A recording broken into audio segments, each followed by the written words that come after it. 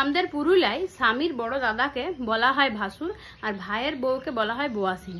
তো এই ভাসুর আর বুয়াসিনের আমাদের পুরুলিয়ার গায়ে ঘরগুলো কিন্তু দমে নিয়ম আছে। তো সেই নিয়মগুলো আজকে আপনাদেরকে আমি শোনাবো। যেমন ধরুন, ভাসুরের সামনে বুয়াসিনকে সবসময় মাথা ঢাকা দিয়ে রাখতে হবে, মানে এরকম খোলা মাথা থাকা যাবে না। শাড়ি পরা তো গায়ের মহিলারা বেশিরভাগে, তো শাড়ির আঁচল দিয়ে মাথায় ঢাকা রাখতে হবে।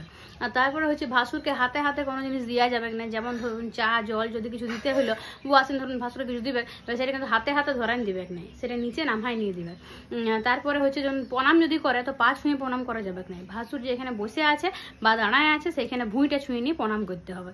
তো তারপরে আরেকটা নিয়ম আছে যে ধরুন যদি ভাসুর যদি একটা সোফার মধ্যে বসে আছে, এবার যদি ভুল বসে যায় বুয়াসিন ওটাতে বসে দিল বা বুয়াসিন বসে আছে ভাসুর যদি বসে দিল, তো দুজনের নাকি আঁঠো হয়ে গেল, দুজনকে চান করতে হবে, গঙ্গা জল ছিটাতে হবে, এরকম নিয়ম আছে।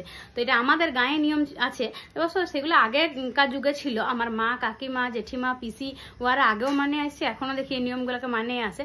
তবে এখন নিয়মগুলো আস্তে আস্তে উঠে যাচ্ছে, এখন আর অত নিয়ম গায়ে ঘরও নাই। আর পুরুলিয়ার যেগুলো টাউন বাজার সেগুলো তো নাই। যেমন ধরুন আমরা ঝালদায় থাকি, তো ঝালদাতে আমাদের ঘরে নাই, জানি না অন্য কোন ঘরে আছে না আছে আমার তো জানা নাই। তবে আমাদের ঘরে এই নিয়মগুলো নাই। এবারে বাকি বাকি গায়ে ঘরেও এখন অতটা নিয়ম নাই। আমাদের ঘরেও যেমন এখন নতুন জেনারেশন নিয়মগুলো আস্তে আস্তে উঠে যাচ্ছে, এতটা নিয়ম নাই। তবে মা কাকিমা জেঠিমা পিসিরা এরকম নিয়ম মানিয়েছে। তো তোমরা মানে কোথায় কোথায় এরকম নিয়ম আছে না আছে, আর কোথায় ভাসুর বুয়াসিনকে কি বলো, এটা জানাবে কমেন্ট করে।